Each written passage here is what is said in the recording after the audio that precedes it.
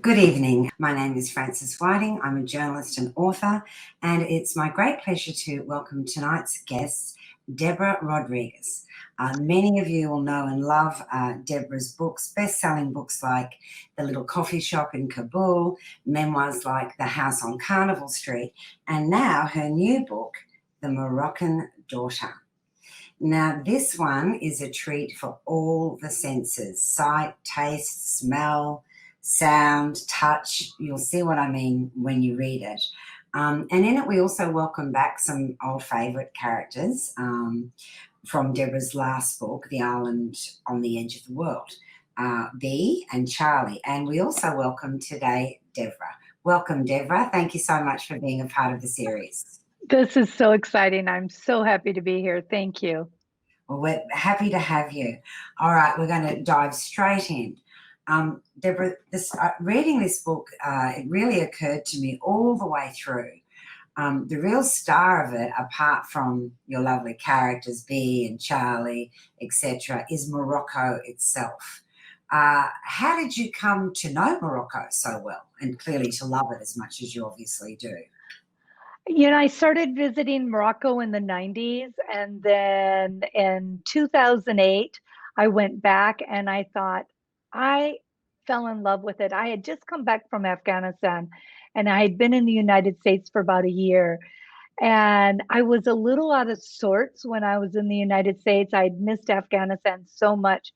And when I went to Morocco, there was this, I felt alive, like for the first time in about a year. And the sounds, the smells, the adrenaline, everything about it had flavor. It had so much energy. And I knew then that I needed to write a book that took place in Morocco. But it's all about finding that perfect story that goes with that this amazing, amazing country. And so once I found the story, I was in, and so then the research began in Morocco. How long did you spend in Morocco researching it? This last time I was in Morocco about 3 weeks, and Okay. yeah, it was amazing. Because it seems to me like you must have lived there for a couple of years. So well done. Well, but this was just this last research trip, right? And so I just been back and forth, but it's such a stunning country. I mean, Morocco's so complicated in so many different ways. So in this book, the main focus is on Fez and in the mountains in Imishu. So otherwise, you could go there constantly and never know everything there is to know about Morocco. And I just wanted to touch on something briefly before we deep dive into the book itself. I was quite ignorant of the concept of a Medina, and I found that fascinating. This idea of this sort of walled city, which is, apparently very iconic in Morocco. There's several. For those readers who, like me, who are a bit unfamiliar with that concept, can you maybe paint for us a picture of the Medina and what it is? Well, the Medina in Fez is probably the most unusual, most interesting Medina, I think, in the world, probably. It's over 9,000 small alleyways and little pathways. And some of them, literally, you had to go sideways to get down the road. It was it's a maze. It's just a maze of so many different little roads, and you see all the stores are in these little alleyways. It's door after door after door, and behind the door would be a huge riad. You would never know. You would be in an alleyway that could be like 3 feet across, and it they had little things built on top of the I guess some of the walkways just to keep the sun out off you. It was it's hard to even Well, imagine what it would be like to you get lost every time you're in there, no matter how hard you try not to. uh, I think this book is going to have a lot of people like myself very intrigued and wanting to visit and experience this particular Medina. Now, the Riyadh you mentioned, that's a family home, isn't it, or compound as such? A And this, riad is like a house, yes, yeah, a yeah. family home. So the book is where we follow our central character, Amina, as she is returning to her family, Riyadh, to attend her sister's wedding. Uh, Correct. in tow are our old friends, Charlie and V from the previous books.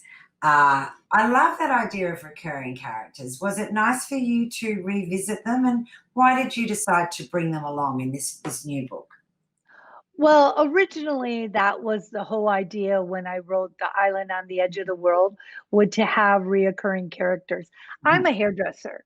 Yes. So hairdressers, we know what's going on everywhere, and we can get information out of anybody. Yeah. And so that was I thought, write what I know, right? B, I want to be B. B Mm, is just so amazing. And the fact that she can't see, that she's mm, basically blind, makes, as a writer, you have to go in deeper to be able to see the characters, see things that explain things and describe things that a blind person is is experiencing, and I thought it just gave a really nice layer, and B is so funny. I mean, once you want to go on a trip with her and Charlie, I mean, it it would be a riot. it would be a hoot. I want to be B when I grow up too. Oh, I I know. and you just touched on something. When I introduced you and this book, I said it's a feast for the senses. And it really is, particularly in those market scenes. You really write so beautifully. You can, often through be experiencing it, you can smell the smells, you can taste, you can feel the ripe fruit, the sense of the perfumes. Um, was B a writing device as such to do that, Deborah, or did that just come naturally through her eyes? No, B originally when there was a character of B, I love having older people in Mm, my books. I find that older people or younger, but older especially, can say things and do things that other people can't get away mm, with. mhm, So I love that. And I met a blind woman who um, I was in a class with her, and she sensed and knew things that was happening around her environment, and I was so intrigued by that. It's like she could sense things that were going to happen, and she actually was a psychic, and but I didn't know any of this, and it was so interesting to be in this class with this woman who was also blind. And so I thought, you know what? It would be so interesting, I think, to have a character because I think it's intriguing because there is a something so much deeper, and that is uh, it brings out something completely different than other characters. I agree. And actually, I was going to ask you about that. B has this psychic ability. She's very much in touch with the spirit world. She's very comfortable with that. And people aren't always. So Right. you've touched on it a little, but I was going to ask you, do you have that belief? And have you had any of those experiences? For example, Bea believes, and indeed does in the book, that she can talk to people who have passed. Yes, she does. I do not discount anything. I Same. don't, yeah, I mean, who am I to discount anything? I have experienced things that in research for other books that I'm like, okay, I have no idea what just happened. But yeah, I do believe. I don't discount. Do I talk to dead people? No, but I wouldn't mind speaking with my mom. You Yeah, know?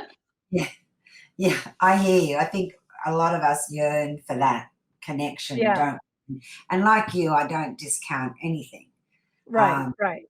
I think the world is full of magic, and all these places you go often have this other sort of level to them anyway. And I wanted to ask you, you tend to, well, I think you do, you tend to embed yourself in these amazing places, whether it be Afghanistan or Haiti or Morocco. Uh, what's it like returning to real life for you? And what does your life look like when you're not traveling to these places and researching? Well, I live in Mexico, so Mhm. I live in central in Mazatlan, Mexico. With there is it's chaos and magic and movement and sounds. I live that all the time, Yeah. and I think that that's what I find my comfort level. That's what I like. I like a little bit of madness, a little bit of chaos. And if it's too quiet, then I'm like, okay, this feels awkward. And so I feel really comfortable in places that are little topsy turvy, or I like figuring things out. Afghanistan, after Afghanistan, you can almost go anywhere. Should And imagine. yeah, and so I felt very comfortable in Afghanistan. It was dicey many, many times, but I've never felt, I always felt comfortable. That was my home. And so that's when I go to these places that are a lot different than, say, the United States. I land there and I'm home. And I think that's why I can embed so easy, because it's just part of my nature. Mm, mm.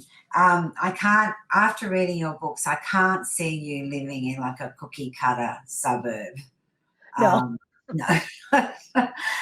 Another theme of your books, and certainly of this one also, Deborah, again, I don't want to give too much of the plot away, but we do go to Morocco. We do go to Amina's childhood home. Charlie is with her and Bea. They're there for the sister's wedding, and beneath that, many, many layers, family secrets are uncovered, old resentments surface, as they tend to do in families. But there's some central themes. And one of the themes that I really enjoyed in this book, and indeed your others, is this very intimate relationship that women have with each other. You see it, of course, in your hairdressing salon. We see it with the girls traveling together, supporting each other. That idea of female intimacy and friendship, Deborah, where does that come from? Because you write about it very warmly and it rings very true in their interactions. I think that um, I'm an only child. Uh-huh. So for me, so I didn't have the siblings that a lot of people have in their, Yes. in my family unit. So I was raised in the beauty shop. Mhm. So it was my mom and it was all the women around me. So I think as a real young child, I was in that environment, and I seek that. Like I seek that with my friendships, and even this last research trip was two of my girlfriends, and it was, oh my goodness. Talk about insanity. But it was, but that's, I love it. And it was, okay, so today you play B. No, so it was really, and I think that's, I think female friends, there's something at the core of it where, women are so strong and we often really need each other, right? And there's nothing better than girlfriends. There's not, we can talk and we can tell each other anything, and that honesty and being able to have each other's back and lift each other up. I think that's so crucial. Mhm. And as a modern woman, very modern woman, the themes in this book also about some of those more traditional aspects of, say, Moroccan family life in in some families. The idea of, say, for example, Deborah, arranged marriage. Right. The idea of women not being able to do what they want to do. Right. That's also a central theme. Particularly through Amina, sort of struggling to be who she wants to be, to get out of the shadow of her very traditional family. When you witness that, and I'm sure you do, is that hard for you as a modern woman? And also to write about it with a sensitivity and an understanding of the cultural bounds it exists in.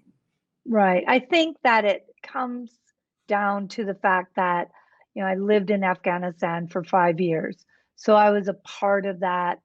It is just what it is, right?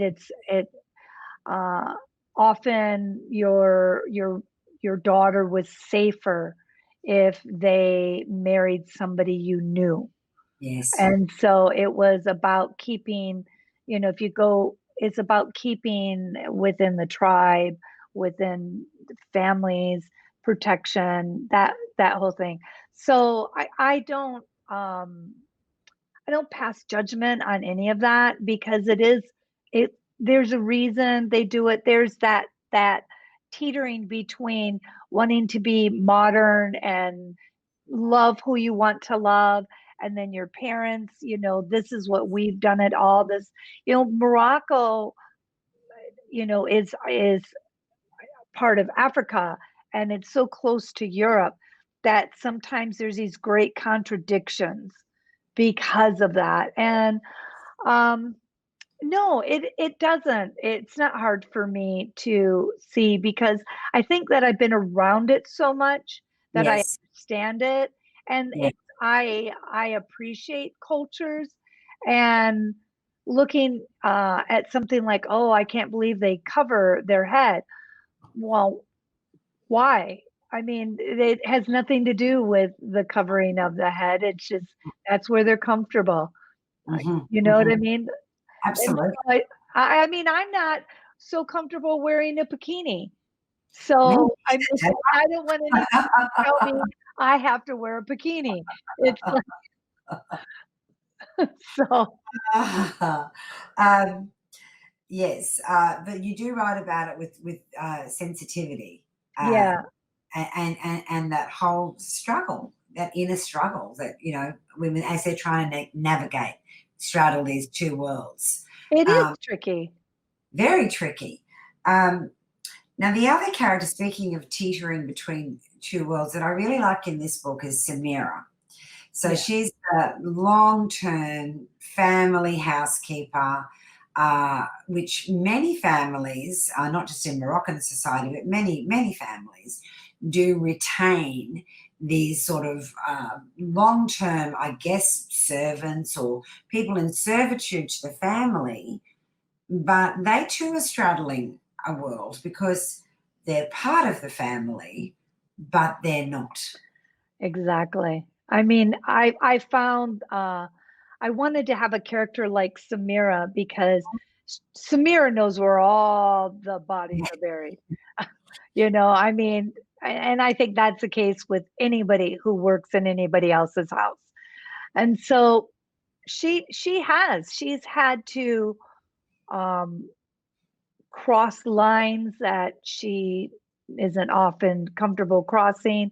And I mean, you're right. She's a part of a family, but yet sometimes seen as the the servant or seen as a family member. Yeah, I can't imagine being in that situation. That would be very difficult, I think. Absolutely. But she was probably, I really liked Samira, and of course I just love Bea, but I think everyone will love Bea. You can't Right. help it. So I want to talk a little bit about process now, because I know a lot of the people who tune into this series are people who like to write themselves or are indeed writing.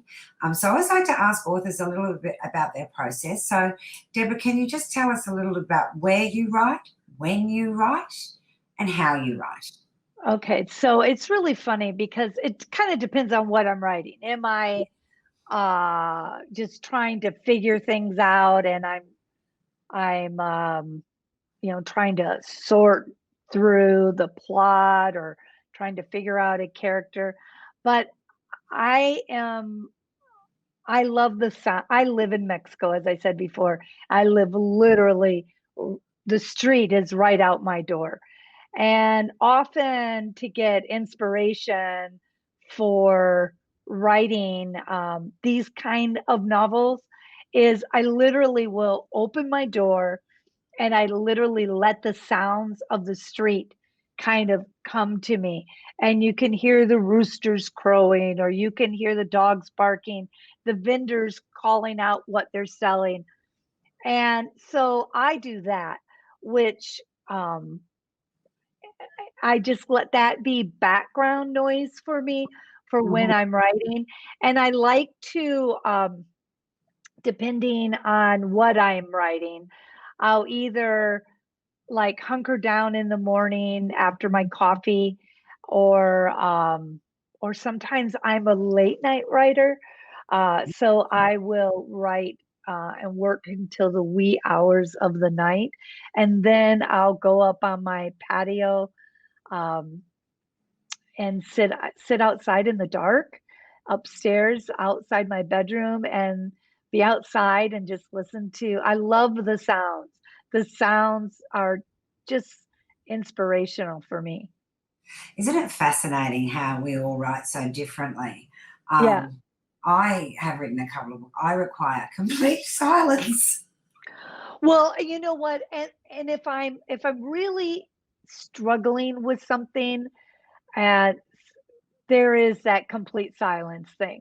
100%. Or I just have to, like, I put, when nothing comes out, when you look at your keyboard like it is the enemy, Yeah. right? It's like, I hate you, Yes. keyboard. And it's like I get so frustrated. Sometimes I'll call a girlfriend, actually, that I always keep one or two girlfriends, eh, you know, going with me all through the story.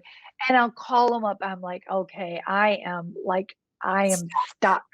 Yes. And then I'm an external processor. So I talk about it. I have to talk it out. So if I can talk it out and hear myself tell the story, then I can go further. And it's sort of like being on a quiz show when you've got your lifeline friends, you're allowed to phone a friend. Yes, yes. um, so being that travel is such a part of who you are, uh, both as a writer and just as a person, how has COVID affected you as a writer in terms of, I guess you can't just pack up now and go wherever. It's not quite the same. Well, And sorry, go on. no, no. I mean, I did take, like I told you, I live in Mexico, right? And so the restrictions have been on and off and limited.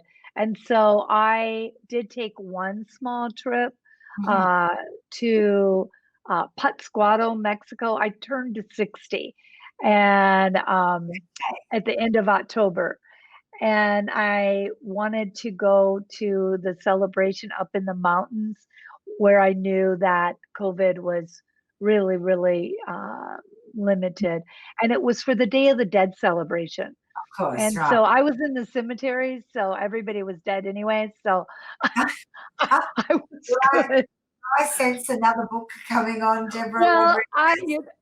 And so I did feel that angst to do something, and it was my safest way to do something, and I loved it, and I'm really itching to travel again because I've got like a new book in the back of my head that I need to get to the location to see if it'll work. I'm chomping at the bit. And I'm sure your readers are chomping at the bit as well to read where your next book takes you. Look, I loved this one. Everyone, if you're looking for a beautiful, escapist, armchair travel of a book, and gosh knows this is the time for it, a story about family, love, complicated relationships that we all have. This is just a lovely read. Thank you so much, Deborah, for being my guest today. This It's was wonderful. Thank you so much. absolute delight talking to you. We hope to see you in Australia one day in Oh, person. definitely, definitely. All right. And good evening, everybody. Thanks for joining us.